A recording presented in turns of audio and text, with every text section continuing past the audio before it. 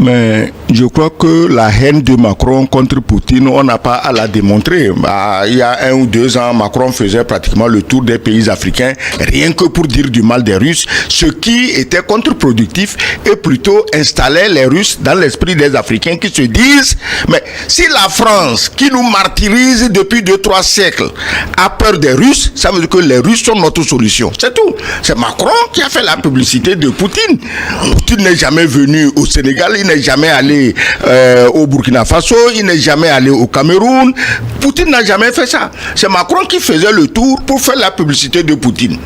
Donc la publicité a très bien pris et les Africains ont compris que si la France a peur de Poutine, Poutine reste leur planche de salut. C'est une question de bon sens. Parlons des faits, allons dans les faits. Oui. Quand vous dites que la France a martyrisé l'Afrique, qu'est-ce que ça veut dire? La France a plus que martyrisé l'Afrique. Parce que quand on réussit à faire des territoires aussi riches que les nôtres, aussi riches que le Niger, le Mali, le Burkina, quand on réussit à en faire les pays les plus pauvres du monde, est-ce que tu ne vois pas que c'est pire que martyriser? La France n'a jamais dirigé ce pays. La France n'a jamais dirigé ces pays. J'aurais même préféré que la France dirigeât ces pays. Au lieu de mettre 2 ou 3 l'armée qui sont là en train de piller le pays pour la France. Si la France avait même dirigé le pays, c'est-à-dire que ces pays étaient restés sous le joug colonial, je suis sûr que la vie serait actuellement là-bas plus vivable que l'est aujourd'hui. Donc on dit on vous a donné l'indépendance, les ministres, les présidents, tout, c'est la France qui tire les ficelles, les mines, les minerais, tout, on ramasse, la monnaie, n'en parlons pas, mais rien que l'histoire de la monnaie. Mais Gilles, même ma grand-mère au village sait qu'il y a une injustice. Alors la France a cette habitude, je dis toujours aux gens dans nos pays, que si vous voulez comprendre comment la France peut faire d'un homme riche l'homme le plus pauvre, allez voir ce qui se passe à Haïti. Et ça se passe depuis combien de temps? À Haïti.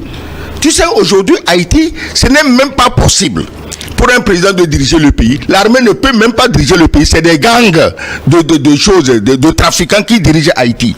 Voilà le genre de gouvernement et de situation qu'on veut créer dans nos pays.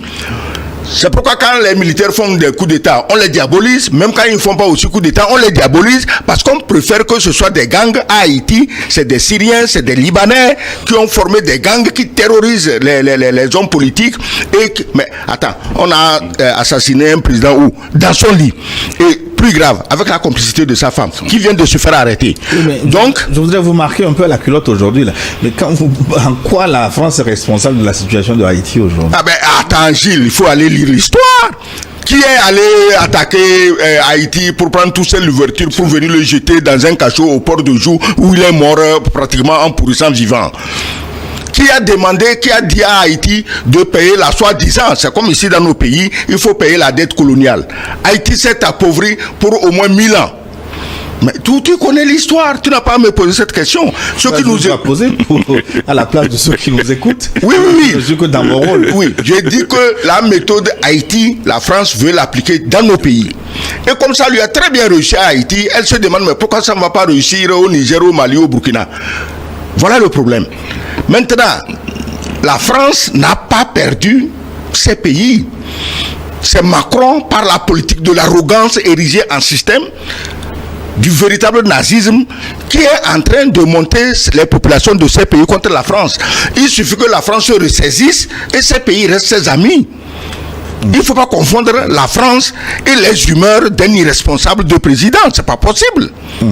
Malembo Pato, Emmanuel Macron s'en prend entre guillemets à Vladimir Poutine parce que celui-ci aurait envahi l'Ukraine. Et en réponse, Poutine trouve que c'est à cause de l'Afrique que Macron le dérange. Est-ce que c'est de la dérision? Est-ce que c'est de la diversion? Non, disons que ce n'est pas de la diversion, mais le problème, il est à voir au-delà de l'Afrique. Et disons que de la Sibérie à l'Afrique, Macron s'en prend à Poutine. Voilà, c'est comme ça qu'il faut voir. C'est un bel article. Voilà, peut-être que ça va inspirer à écrire quelque chose. Et donc, voilà comment il faut voir la chose. Et depuis l'Ukraine, le Mali, le Burkina, le Niger, et naturellement, Macron ne peut que s'en prendre à Poutine parce que il avait fait de ces milieux, de ces zones, surtout du côté africain, sa propriété privée, sa chasse gardée. Ce qu'on a appelé le précaré français. Le précaré français. Et donc c'est ça qui fait qu'aujourd'hui, la France ne comprend pas pourquoi. Pause. Avant de continuer cette vidéo, je vous demande de la liker, de la partager massivement autant que vous pouvez. Likez, partagez, dites-nous ce que vous en pensez déjà dans l'espace commentaire. Restez patient, je vous mettrai la suite. Surtout, n'oubliez pas de liker, s'il vous plaît. Likez, mettez une pause, likez, et puis on va continuer la vidéo. Suivant le reste de la vidéo, je reviens juste après pour faire un petit commentaire. Pourquoi est-ce que la Russie vient aussi facilement lui prendre ce qui lui appartient? Oubliant qu'en relation internationale, il n'y a que le rapport de force. Quelle est la puissance qui a la force aujourd'hui pour agir en Afrique? Il n'y a que la Russie. Et dans une certaine mesure, les États-Unis, c'est ça qui fait d'ailleurs que les Américains, voyant la Russie venir au Niger, hésitent dans la nomination de l'ambassadeur. Finalement, on nomme l'ambassadeur et après on dit non, il ne faut pas accepter la Russie. Mais comment est-ce qu'on peut imposer à quelqu'un celui qui peut être son ami? Alors que soi-même, on n'est pas sûr que celui-là qui vous accepte, il vous accepte entièrement ou qu'il n'a rien à vous reprocher. Donc vous voyez un peu la chose. Je sais pas. Oui. Oui. Non, vas-y. Je peux aller. Non, vas-y. Donc je crois que quelque part, la France, elle n'a pas vu tout ça à venir. Et donc vous voyez, depuis la Centrafrique, aujourd'hui quand on parle du Mali, du Burkina, du Niger, et avant ça il y avait la Centrafrique, il y avait l'opération Sangaris. Quand l'opération Sangaris est allée en Centrafrique, c'était pour donner l'espoir au peuple centrafricain. Mais quelle a été la suite? Chemin faisant, on a constaté que la France a décidé de quitter sans avoir le résultat attendu. Quand vous prenez les opérations de paix de la France en Afrique, depuis les années 80, en commençant par les opérations Manta, opération Épervier, opération Serval, et j'en passe. Mais Barracuda. Le Barracuda et bien d'autres, où sont les résultats? Et quand on revisite bien l'histoire, à sa genèse, c'est la France qui aurait demandé à la Centrafrique la Russie chercher des armes. Oui, Gilles, vous savez, on fait ces émissions ici depuis plus d'1 an maintenant et il y a des contre-vérités. Quand je les entends, ça me retourne. Pourquoi? Vous dites quand la Russie a attaqué l'Ukraine. La Russie n'a pas attaqué l'Ukraine.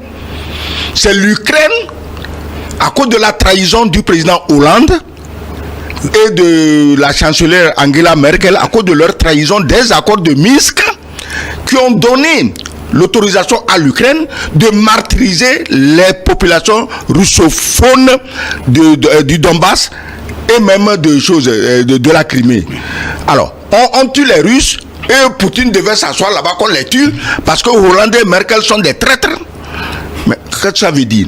Donc, c'est leur trahison qui a conduit à la guerre. Et même ça, quand la guerre a commencé. Mais Poutine était l'homme le plus disposé pour la paix. Et Zelensky, au moins pour une fois au départ, était pour la paix.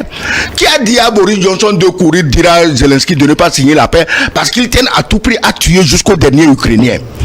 Les tueurs des Ukrainiens, ce ne sont pas les Russes, c'est les Français, c'est les Anglais, c'est les Américains. C'est eux qui font tuer les Ukrainiens aujourd'hui parce que leurs multinationales se sont appropriées déjà au moins 50% des terres ukrainiennes et ils n'ont pas besoin d'une Ukraine peuplée. Donc il ne faut pas qu'on retourne les choses quand la Russie a attaqué l'Ukraine. La Russie n'a pas attaqué l'Ukraine. La Russie se protégeait des malfaisances de l'Ukraine contre les russophones d'une certaine zone géographique donnée, connue pour être russe depuis le départ. C'est tout. C'est votre lecture de la situation. Non, c'est pas ma lecture, c'est les faits. Je te cite des faits. Si les faits sont faux, dis-moi non. Monsieur Kagame, le refus, le rejet des accords de Minsk, ce n'est pas la faute de Hollande, ce n'est pas la faute de Merkel. Dis-moi que non, les accords de paix entre la Russie et l'Ukraine en Turquie, que Boris Johnson n'est pas allé dire non, on veut la guerre. Dis-moi si c'est faux, dis-moi que c'est faux. Je ne viens pas ici pour propager mes idées, mais pour relever des faits connus de tout le monde. Voilà. Alors, est-ce que la France perd son influence en Afrique du fait d'une propagande russe? Est-ce que les Russes ont des antennes?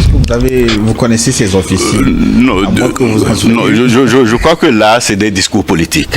C'est des discours politiques en ce sens que j'ai posé clairement le problème ici. La France est venue, à travers ses différentes opérations de maintien de paix. Quel a été le résultat? Le cas le plus frappant est au Mali. dès que la force française est partie, avec l'aide de la Russie, et très rapidement, on a vu un résultat qui devait être salué par le monde entier. Mais en dehors de ça, il y a le fait que la France se comporte, du moins le président français, il se comporte d'une arrogance pas possible qu'on n'a jamais vue. Dites-nous ce que vous en pensez dans l'espace commentaire. Abonnez-vous si ce n'est pas encore fait. Likez massivement pour nous soutenir, ça fait énormément plaisir. Donc faites-nous des propositions dans l'espace commentaire, nous nous ferons le plaisir de vous lire. Donc moi je vous dis à très bientôt pour de nouvelles informations.